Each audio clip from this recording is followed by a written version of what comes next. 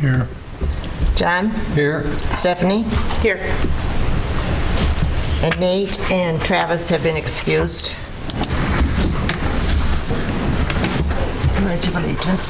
I pledge allegiance to the flag of the United States of America and to the republic for which it stands, one nation, under God, with liberty and justice for all. Give it up, girl. Okay, consent agenda. Motion to approve. We have a motion. Do we have a second? Second. All those in favor signify by saying aye. Aye. Aye. Public input. Anybody have any of that? Are you going to talk? No. That was just a joke. Okay. You what? I already did my piece. Okay. He'll talk later. Well, he was going to complain about the city, somebody trying to hit him tonight. Oh, it was your son. It was? Yes. Oh. I knew that was in the car. Okay. Approval of invoice number 2 for Tallgrass Archaeology, LLC for historical preservation grant in the amount of $3,778. We've already paid the majority of this invoice. This is what we're paying the lady that's assisting us with the historic preservation grant, and the grant will reimburse us for this. We should get our reimbursement sometime in August. Motion to approve. We have a motion. Do we have a second? Second. Second. Stephanie? Aye. John? Aye. Doug? Aye. Approval of pay estimate number 2 for Eastern Iowa and Concrete LLC for Whitey's parking lot improvements in the amount of $3,567.15. Man, these glasses are... Dave is here. I'm not sure if he had any comments, but this would be the, we've already paid one, and we would still have a retainage of the 5% left on this. Motion. Second. Motion is second. Stephanie? Aye. John? Aye. Doug? Aye. Approval of pay estimate number 2 to Eastern Iowa. No. No. We already did that one, huh? C. Certificate of completion. Oh, approval of certificate of completion for Whitey's parking lot improvements. Motion. Motion, do we have a second? Second. Stephanie? Aye. John? Aye. Doug? Aye. Okay, now we're on D, right? Approval of pay estimate number 2 to Eastern Iowa what is that? Excavating. Excavating LLC for alley drainage and Main Street improvements in the amount of $931.93. Move to approve. Second. I talked to Travis about this, just asked him how it's working back there, and he informed me that they're gonna chip and dip that alley, but everything seems to be working like it's supposed to. Good. Well, that's good to hear.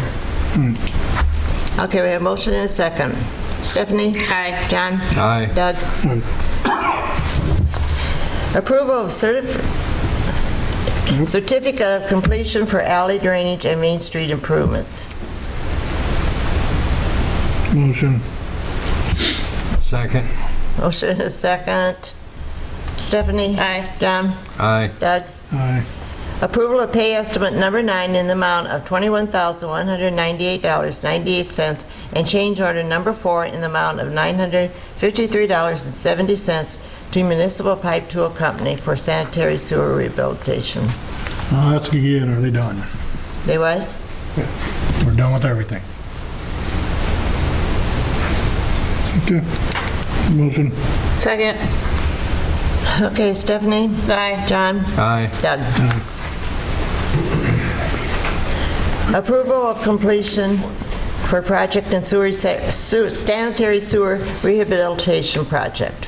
So we ain't gonna have any problems for 40 years, right? 60. Perfect. Motion. Second.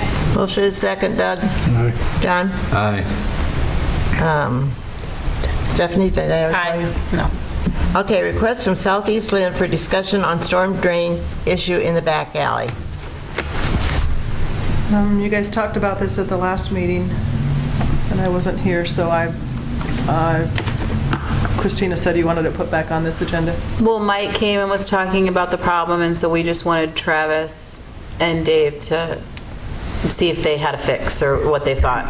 We looked at it, and the downspout coming off of the southwest side looks like it all should run to the street, right? Right. And then we can lower that drain in the back if we want to catch, or to make it more of a bowl shape, if they think that would help them. And I don't think lowering the back's going to help out any. I mean, if it fills up with ice, it fills up with ice. I mean, there ain't anything we can do about that. I mean, because it drains there now. Right. I mean, it all drains right there into it right now. So that was, Had you been out there during a rain, or were you just there? Not during a rain? Yeah. We were out there this winter and took a look at it when there was a lot of slush and ice in the alley. And as I mentioned, there wasn't much water flowing because of everything that was in the way. Yeah. We were also out when there was water that was running towards that area. And the thought was that if we could depress that, we could take some blocks out from under that casting and lower it 6 to 8 inches. Create that area so it gets a little more water. And that might be going to go in the building, which I think I don't, but see, I don't think it went in the back of the building. It went in the front. In the northwest door, as near as I can figure. Now, one person claims that it came in from the wall, from the west wall. But I haven't, there were other people there, but I haven't had the opportunity to talk to them to see whether it really did. Because the only evidence I saw of damage was from the door to where the water found its low point and some tiles popped off. And that was at a time when we had a lot of ice and snow, and then we had rain, and I think the water was hunting for the lowest spot, and it ran around the corner and in the door.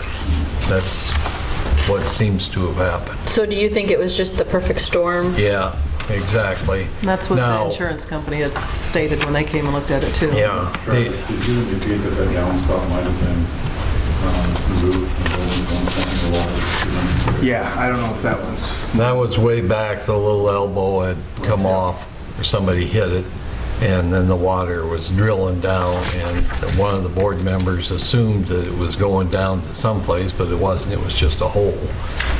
And that being fixed, one thing, the person that shovels the snow there could make sure that that snow is shoveled out from that downspout. That would fix it too.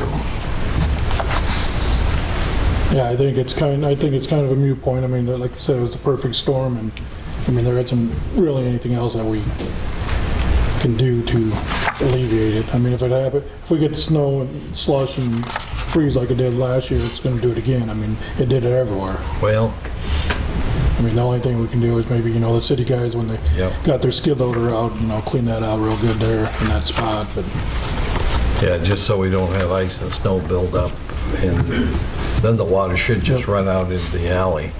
Another thing was brought up is the alleys had material added to it, so it's higher than it was 20, 30 years ago. But I know coming down that alley, like from Jameson's down to behind there, when it hits, like where my dumpster and everything, it starts dumping right towards that drain. So you guys just want to keep an eye on it? And Yeah, and they had talked about talking to the other property owners, and they might have somebody that would help them out in making just a little trough, kind of a French drain back there to take the water away more. But if we have ice and snow build up around that drain, it's still not going to drain very well.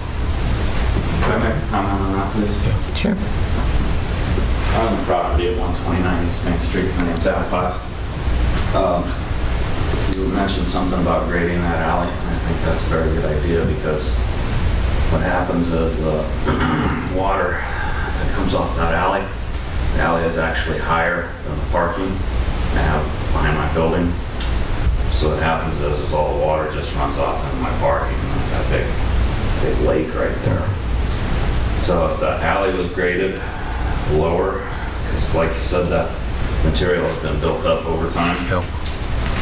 And so that would make it so the water would run towards the alley down the alley into that storm drain you guys are talking about right now. So I think grading that alley would be beneficial to everyone. Thank you. It's gonna be kind of hard to grade it though, it's blacktop pretty much. I mean, it's solid. I mean, without tearing it all out. Equipment that can do it. Huh? I think they make equipment. Oh, I know there is. I mean, but it's, I don't know if it'd be more beneficial to run a drain from like a tile from your parking lot over to that and dump into it then, Well, that'd be another solution. I'm definitely Instead of- interested in that also. instead of tearing up that whole alley. You know, just putting a drain all the way over Well, and coring into that. But I understand where you're talking. I've seen the water sitting in your parking lot there. yeah, I guess it'd be a little bit much in the winter time, all this ice is up right there. And of course, in the summer, it's kind of a big mud pit. And I would build that parking lot up there with gravel, but then what happens is it all runs toward into that carport at the rear of the building, and all just builds up right there. So water's got to go somewhere, like you said, it's going to find a low point. Yep. But anyway, I just thought I'd offer my 2 cents on that. Is that, I mean, running a tile like that, like you were saying, is that something that we could look into then? I think that, you know, to alleviate that water problem, I mean, that's gonna, I think that would be cheaper than tearing up that whole alley and putting a whole new alley in there and draining it there. Well, whatever you guys. Because I don't know what's buried in there for utilities. I mean, most of those utilities are above ground there. Well, maybe that's something our engineer can Yeah. take a look at, because we just presumably fixed the problem on the north side. Yep. It's just a matter of expense too. What's the cheapest way to solve the problem? So can you look at it and come back with a couple of options? Okay. Approval of proposed for ADA sidewalk at southeast corner of Jackson and Main.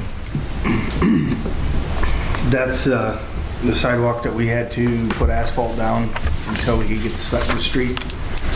I sent out for estimates, and I contacted people over and over, only got one back. One guy said he's pretty busy, he didn't know if he'd even get back to me. Or what he come up with is it's $2,100 was for the labor to do it. If the city buys the concrete and then gives them the ADA pad, he would do the labor. I checked with Eric, who designed it from B&K, and he says that's under what he estimated for labor, so we figured that was pretty much good to go. That's what we wanted to do. So it's a bid for $2,100. Yeah, and then we will pay for the concrete And the pad. and the pad that we have at the shop, so. Who's that for? Who's it from? Buttress. I'll make a motion to approve $2,100 for it. Second? Motion and a second. Doug? Aye. John? Aye. Stephanie? Aye. Steve Eniger would like to address the council regarding his utility bill at his rental property at 202 West Market Street.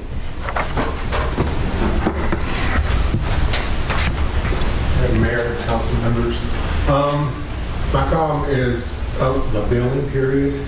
The billing period runs from the 15th to the 15th, and the tenants move out usually from the 1st to the 30th. And what's been going on, we're getting billed from the 15th to the 1st, getting one $60 bill, and then if we put my name from the 1st to the 15th, that'd be another $60 bill, which is a total of $120 for the month. And I'd like to see what we can do about changing it, maybe from prorating it out, or from the 15th to the 1st, and then when the next tenant moves in after the 1st. Because $120 for a month is pretty extreme. And I'd like to see what we can do. This makes sense to me. I mean, why are we paying $120 for a one month bill? We're being double billed on garbage and then double billed on water bill. I need to have that explained to me again. What? What happens if somebody, whether you, if you move into an apartment in that month or in that billing cycle, you're billed the minimum. So like I said, if he has somebody that moves in on the 1st, they'll get billed for 2 weeks of that billing cycle. But no, it's $160. You're charging a whole month's. It's a minimum. Yeah. It's the minimum. So they're billed for 1,000 gallons. And so the 60 comes because they actually used more than the minimum, and that's why it's the 60, or is 60 the minimum? The minimum is less than 60 right now. It depends on the garbage. But in his case, I took the garbage off of one of the bills and gave, so we didn't double charge the garbage. So each bill wasn't 60. One bill was without garbage and one bill was with the garbage. But still, that ends up still being over $100 for 1 month of usage, under 1,000 gallons. So what, and Steve came down and talked to me about this, and so if I rent my place from, the tenant moves out the 30th, so I get a bill from the 15th to the 30th for a full month. And then my new tenant would get one from the 1st to the 15th, a full charge, even if we don't use that 1,000 gallons for the. Everybody always gets billed for 1,000 gallons, no matter if you're there, you move in your place for a day or you're there for 30 days. Everybody gets billed for 1,000. That's just the minimum bill that's ever been. But we're billing 2 different people in that case, is that true? And I'm just trying to see what kind of adjustment we can make. I mean, So it could be it's pretty extreme for both parties. It could be that one party used 700, it could be one party used 900, but they're still getting billed for the 1,000. So we don't bill under 1,000. What if those 2 didn't even come up to 1,000? Then you still get billed. I mean, Still there's get the minimum. senior citizens out there that might use 500 gallons, they're still getting billed for the Yeah, 1,000. I know, I understand that you're getting billed for the 1,000, but you're giving 2 bills out for 1,000, but let's say they only, between the 2 bills, they only use 700. We're charging them for 2,000. Our system's just not capable of doing, we would have to manually do every bill. No, I'm not saying every bill, but I'm just saying like on, like a rental property where, you know, like he has somebody that's there till the 30th, so they get charged from the 15th to the 30th, they use 400 gallons of water. New person moves in on the 1st, and they use, from the 1st to the 15th, use 400 gallons of water. That's 800 gallons for that month, but we're charging them for 2,000. But we're charging 2 separate people. But the sewer debt is paid by each person too. So that's the way it's always has been. We got the minimum to help pay for these bills that we have, and that's what, Of course, correct me if I'm wrong, don't they have the options? Shut it off. They can shut it off and they won't receive a bill. We can go out and shut it off, and then the new tenant can have So to I come would back. not receive a bill. If somebody moved out in the 1st and I went down and shut the bill off, will the city come in and shut the meter off? They'll have a reconnect fee, whoever turns it back on, and that. So that's $50 there anyway. That'd be 25. 25. Okay, I still 51. Have you ever given any thought to just keeping it in your name and including it in the rent? What I was gonna say. That's what I And told then that way him. you wouldn't have anybody, you would just be Right now, billed That's and, the way I got it set up. Everybody puts it in their own name. But what happens is, when we are told somebody moves out or moves in, we go that day and read the meter. But in rental cases, many times, we are not told. So then we'll find out 3 weeks later, well, I shouldn't have to pay that bill, such and such moved in on this date. Well, that person did not tell us they moved in on that date. So that's what happens the majority of the time. and did they tell you that they moved out on that date? No, So then, yeah, that's their own problem. no.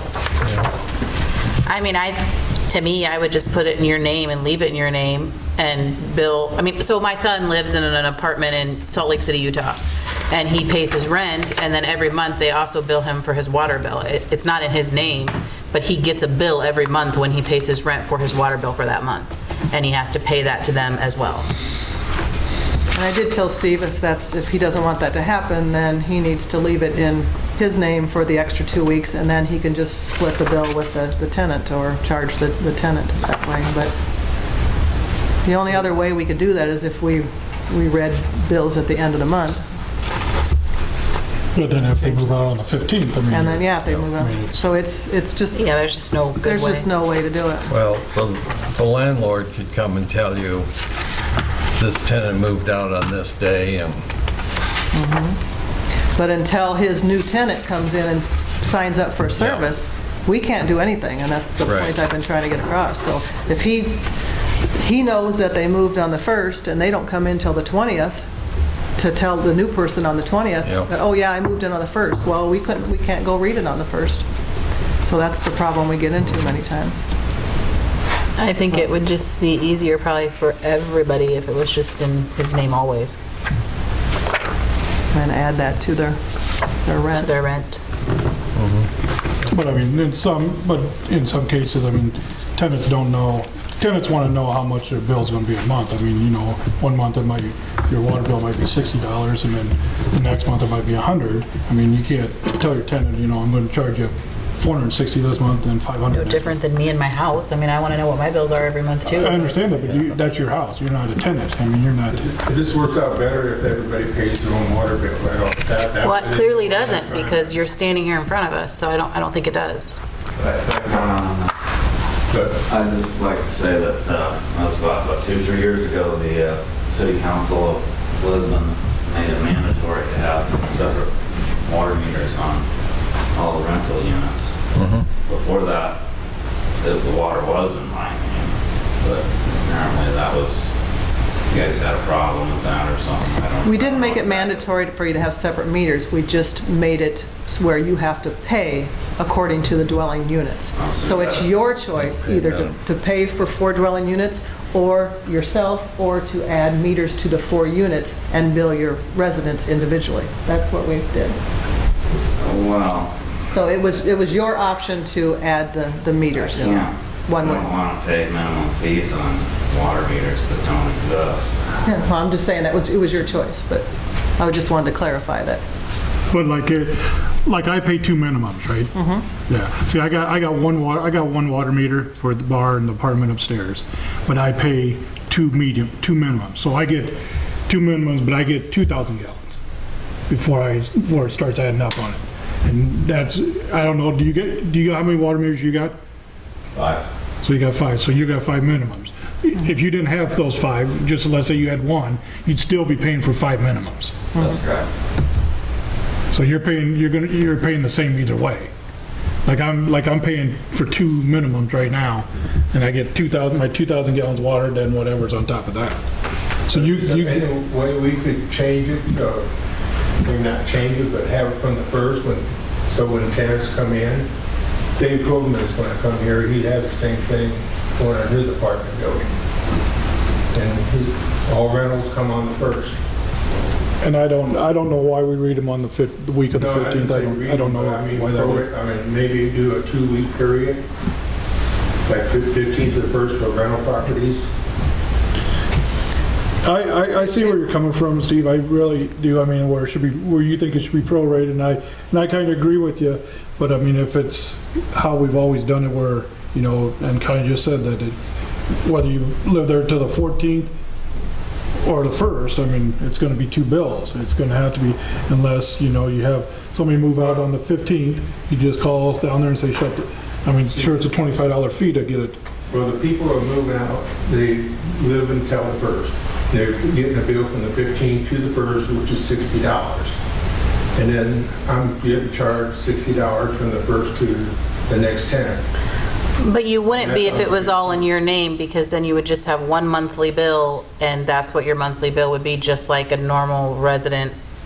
Well, this is the way I got it set up, and everybody's complaining. I know, but you're here asking us if we can change ours, and I'm just saying to you, can you change yours?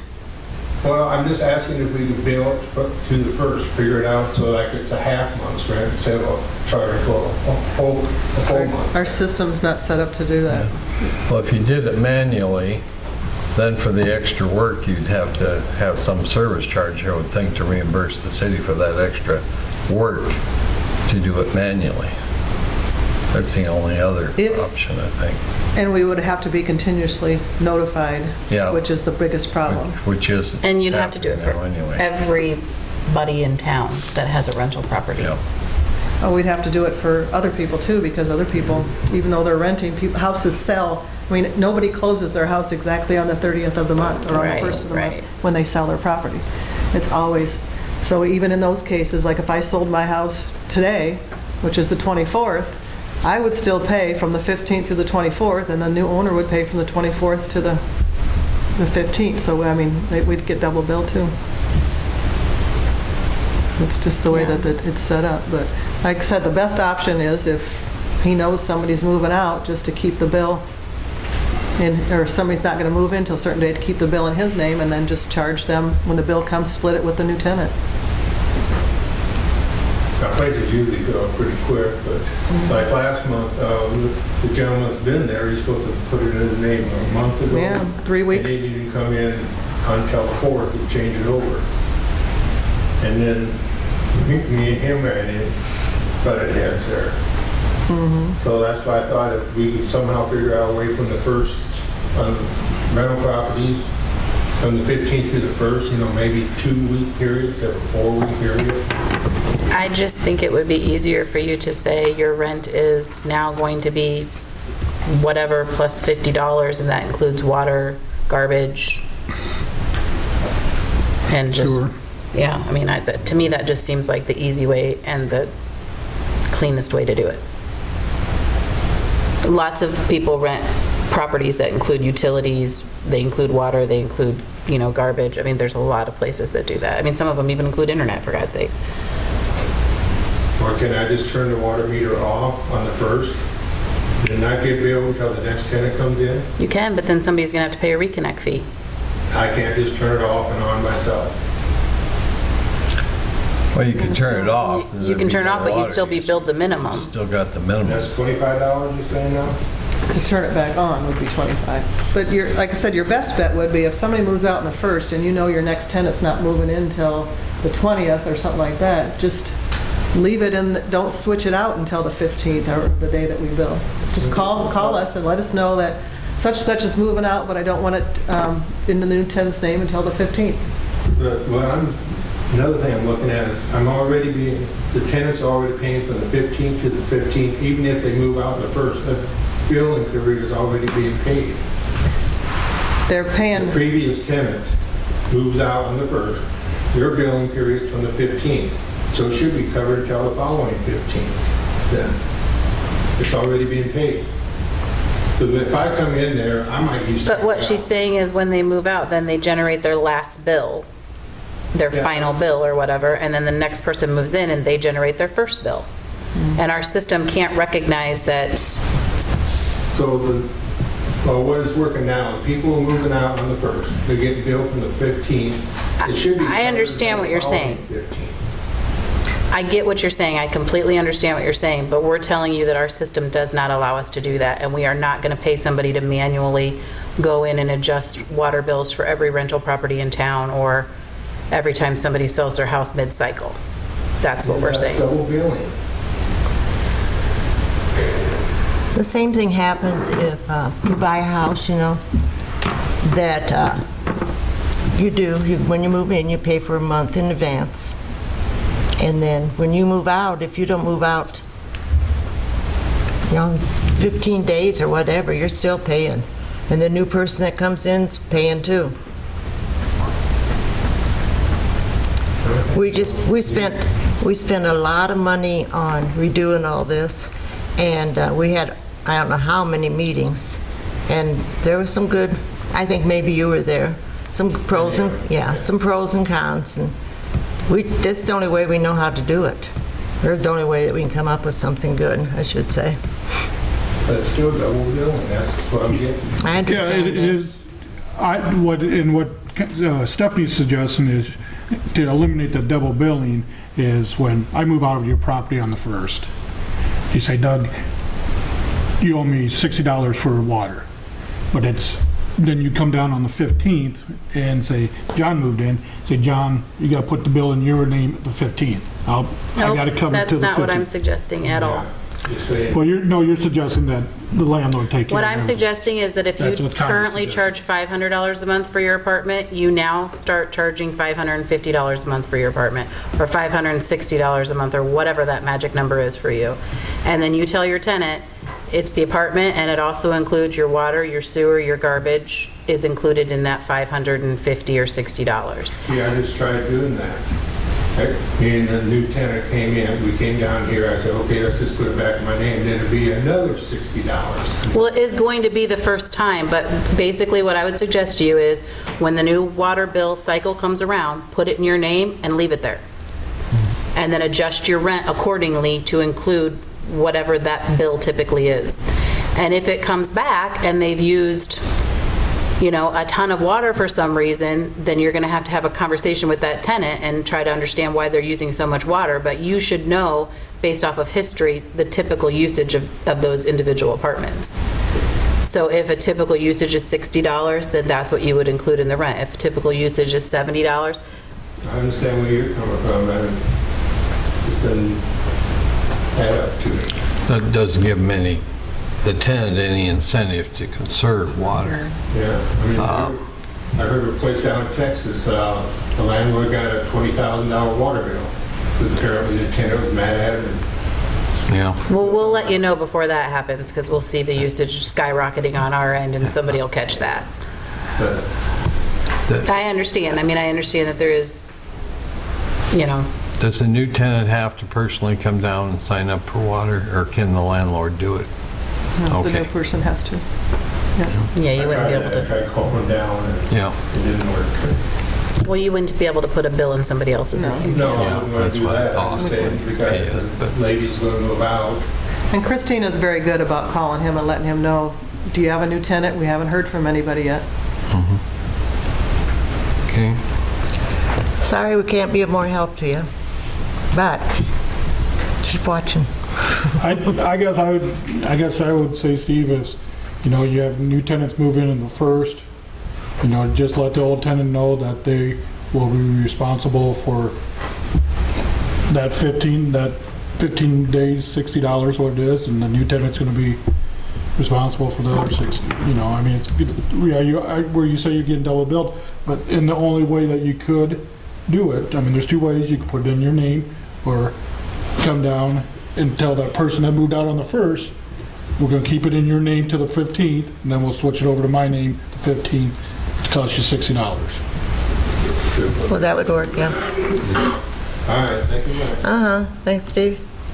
Discussion of the requirements of Darren Myers to repair the street damage by his construction at the home at 339 West South Street, and possible approval of completing the work and assessing the cost on property taxes. As you guys are probably aware, Mr. Myers has never finished repairing the street from the construction of the new home. He did come to council. We gave him till May 1st. He did not comply. I contacted him and talked to him. He said he was going to get it done. He still did not comply. So on May 7th, I sent him a certified letter giving him 7 days to repair it, or we were going to repair it and charge him for it. He still did not reply after that. So I sent all the information to Mark to get his opinion. So he was going to address you regarding that, but to this date, he has not done any of the repairs, and he has sold that house, so it's now in someone else's name. Does he still own property? He still owns the property next to it. The problem with doing the repairs and trying to assess it to, is it 339? 339, yeah. 339 West South Street is it has a new owner. We're going to get serious pushback on that because they're going to say, hey, wait a minute, I didn't know anything about this. Why am I paying for it? Yeah, I don't blame him. So my recommendation would be a strongly worded letter from the city attorney telling him that we are in fact going to have it repaired this summer. The cost is X dollars. We expect payment to be made within 30 days from the date of the letter. Otherwise, we'll move forward with any and all legal options. Those would include a small claims action, you get a judgment, then you chase them. Yeah. Otherwise, there's no incentive for people to do this, to not do this going forward. Right. Yeah. And I think if I were the owner of 339 and the city trying to assess it against my taxes, I wouldn't be very happy. Yeah, I wouldn't even honestly feel good about No. making that call up here No, because it's I not think that's their the wrong fault. thing to do. If we would have had a lien against the property, but Separate issue, because then we Yeah. come up in the exam, the title Right. exam. Exactly. That's right. When did he sell it, just out of curiosity? About a month ago. I mean, for future, we probably should give him May 1st, and if it's not done by May 1st, we should probably, you know, I mean, I think we should move faster. Unfortunately, yeah. I hate to say this, but almost every time we try to be nice and It bend over backfires. backwards, it backfires on us. Yeah. Almost But I every mean, time. when did he cut that in? A year and a half ago? Had to be. Well, he addressed the council back in December. Yeah. Did anybody started notify him that it was on the agenda tonight? No. No. I've talked to him on the phone a couple times and, oh, yeah. So does he own that property adjacent to it? To the east of it, yes. But he's in the process of fixing that and trying to sell that also. I like Mark's idea.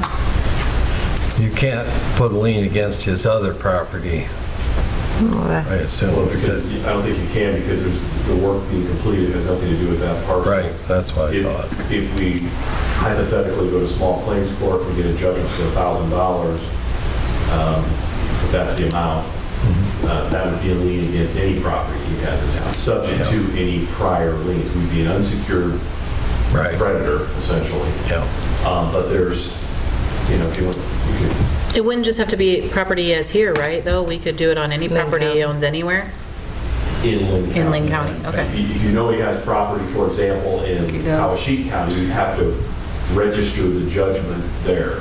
I mean, I just assume it seems to be that he flips houses, so I would assume he's got more property. Or will in the future. Yeah. The question is going to be, does he own all these properties individually in his own name, or does he use a corporation or a limited liability company? It's in his name, Okay. the one next to it. What about all the other properties he may have? Okay. I don't know.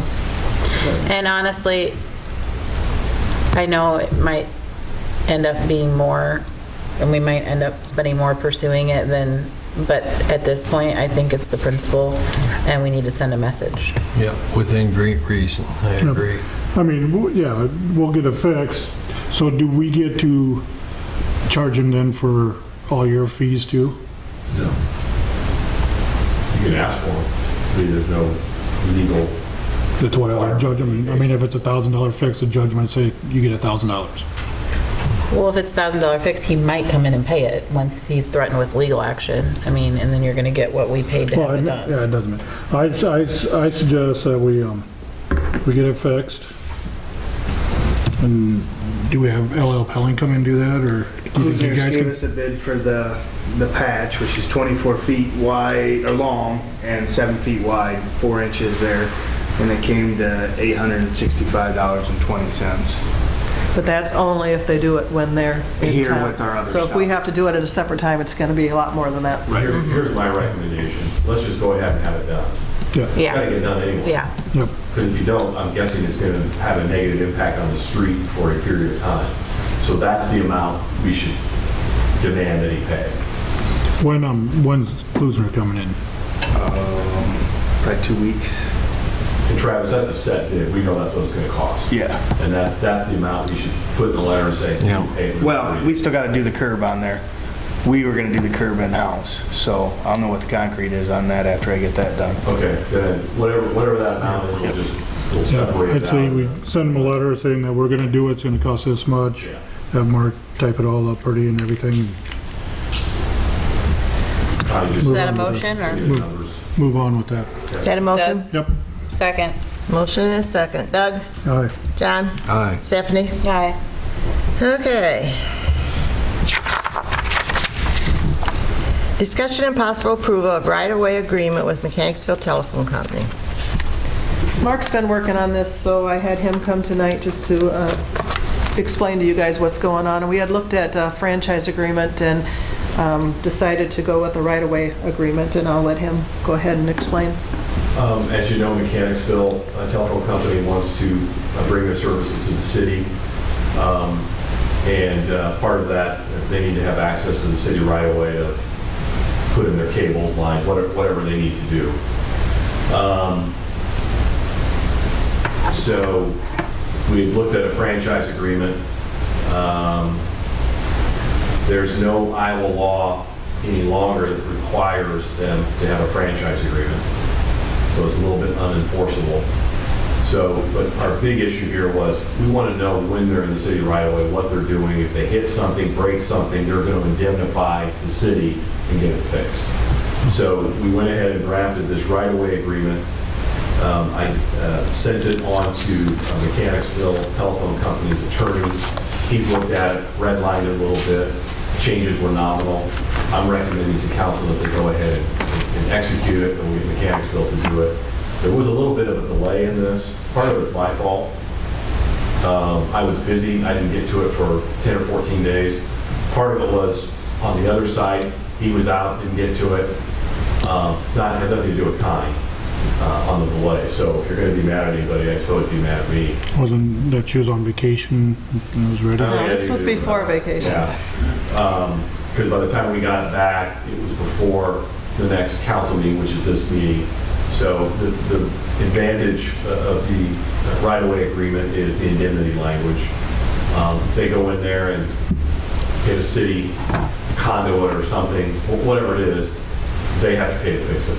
But most importantly, they have to let the city know when they're going to be in the city right-of-way, not when you know where they are. These are particularly important, I think, in large communities because you just don't have enough staff driving around and policing the town to know who's in the city right-of-way. It'll make Travis's and Connie's job much easier by having this in place. So, and I can certainly try to answer questions if you have them. I make a motion to approve the right-of-way agreement. And I would think that most of these are going to be going down alleys. Because that's like when we just did a bunch of them in Atkins and everything was in an alley and then they shoot from the alleys to the houses with the fiber optic.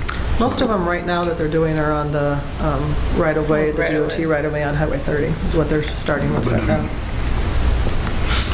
I second it. Motion and a second. John? Aye. Doug? Aye. Stephanie? Aye. Public hearing, ordinance resolution, oh, no, never mind. Third and final reading of ordinance 03-2019 Park and Rec Board. Motion to approve. Second. Motion, do we have a second? Second. Motion and a second. Doug? Aye. John? Aye. Steph? Aye. Second reading of ordinance 04-2019 rezoning Lot 3, Novox First Edition. Possible suspension of the rules and placing ordinance on third and final reading. And we can't suspend any rules, We right? cannot tonight since there's Yeah, not it's four. not one. Okay. There's no Motion to four members. approve second reading. Motion, do we have a second? Second. Doug? Aye. John? Aye. Stephanie? Aye. Okay, second reading of ordinance 05-2019, change to ordinance 16505, fence definition. And that also has a... Second. Won't be able to do that. Okay, we have a motion and a second. Stephanie? Aye. Doug? Aye. John? Aye. Second reading of ordinance 6-2019, change ordinance 165.25, accessory building height. Last meeting, Connie, it was mentioned that you guys had gotten like 30 different complaints about this. Is that accurate? Yes. Yeah. And what are the complaints? Mainly the size of the building. And is it the specific building that we've been talking about, or just in general, people don't want that size in town? Both. It's just they just think, most of them were because the size of the building was bigger than the house, and they just didn't like it in the residential areas. Well, we talked about this last time. 30 people complained to you. We've gotten one letter, and no one here complained. And we had a public hearing and nobody showed up. No one would show up. So I'm going to make a motion to approve second. Second. Motion and a second. Doug? Aye. Stephanie? Aye. John? Aye. Okay. We can't do We can't do suspend that. it, so one more time, you get to enjoy our company. Understand that, thank you. I wish we had substitutes. Well, Nate was gonna, if it rained and the softball game got canceled, he was gonna make it, and I must have had it. I haven't had any of my neighbors, all my neighbors are excited about this building. I've had two of your neighbors that have. Yeah, sometimes people really aren't the same in front of you as they are As they not are. in front of you. Yeah. Okay. I mean, that's just how people are. Yeah, let's move on to new business. Approval of allowing for payment of warrants received after this council meeting for fiscal year 19 budget allows. We've got most of them in today, but just in case any come this week that would need to be paid, I just wanted approval to be able to pay those with this year's budget if money allows. Motion to approve. A motion, do we have a second? Second. John? Aye. Doug? Stephanie? Aye. Okay, correspondence. Anybody have any correspondence? Didn't have anything. Okay. City engineer report? We have several projects closed out tonight. We have another small project that we're working on, which is a Gillette Lane Trail project that would go from the end of the current trail out to Main Street. So we'll have something prepared on that shortly. Try to get quotes from contractors, so we can get that in front of council for consideration. That's really the only other item aside from that sidewalk access ramp that we have going on at the time.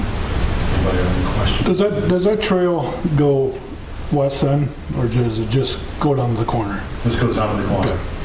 So there was some discussion that along the retaining wall, that the care facility put in something there, but we wouldn't have any place for it to go at this time. Okay.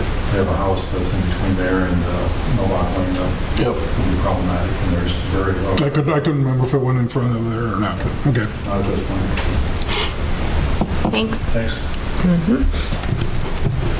Travis? Sorry. Basically, all I want to do is thank Nate and Christina for the citywide cleanup. From what I heard, everything went pretty well. We got all of our parks mulched. I don't know if you noticed, but we had a couple trees we had to take down that deteriorated a little faster than we thought they were going to.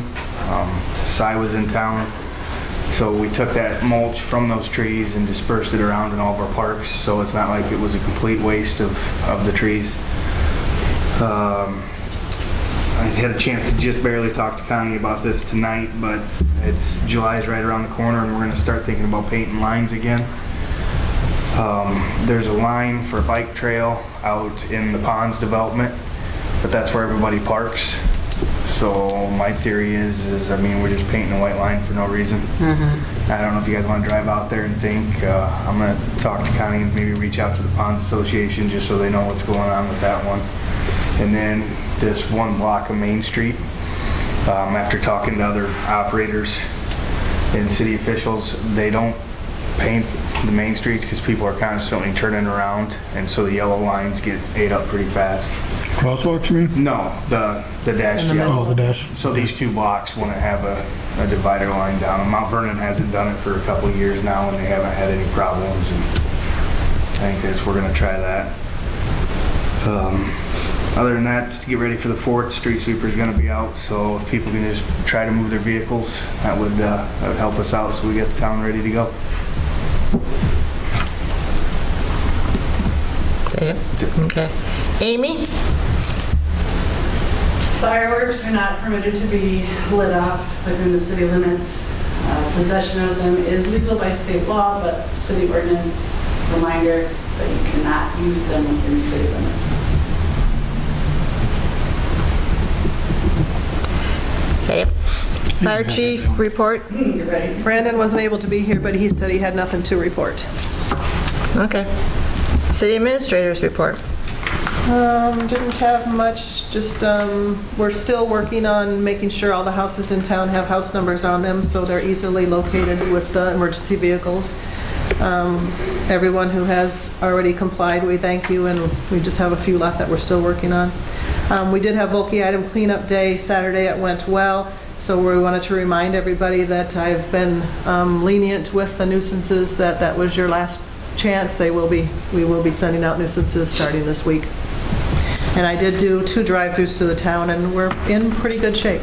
Good. Compared to the past years, we're looking pretty good. Mayor's report? Well, I have done nothing. Anyway, I've been kind of working on farmers market. Hopefully next year we'll be able to have a farmers market and trying to get some ideas. I've talked to quite a few people, and they really have a big interest in it. That doesn't mean they're going to help me, but you know how it goes. So just keep your ears open so if you hear anything. That's about all. Mark, did you have anything else, or were you just what you were here for? Okay, Stephanie, you can be first. I was just going to remind people, I know it's a little ways down the road, but there are, elections coming up in November, and the school board election, of course, is going to be a big one. And then there's some seats, mayor seat and things up here too that are going to be up, and it's going to be at the same election. So I'm just reminding everybody, if you have any interest of getting involved, now would be a good time. True. Okay. Anything else? Nope. John? Lisbon Library now is checking out jigsaw puzzles. And so they have a half a dozen right now if you want to check one out and put it together. And thanks to everybody involved with the bulk cleanup day. I think it went very well. And sidewalks. I noticed some sidewalks have mud that's washed onto the sidewalk, creating a slip hazard. And that's going to be a liability for the homeowner and the city if somebody slips and breaks a leg. So people might want to watch that. On that note, I did talk to the school today, and Pat Hocking talked to the contractors because the mud is draining on South Street and settling, even though it's washing down the street, it's settling on the sidewalk by that culvert, and they promised that they would have that cleaned up today. Good. It was.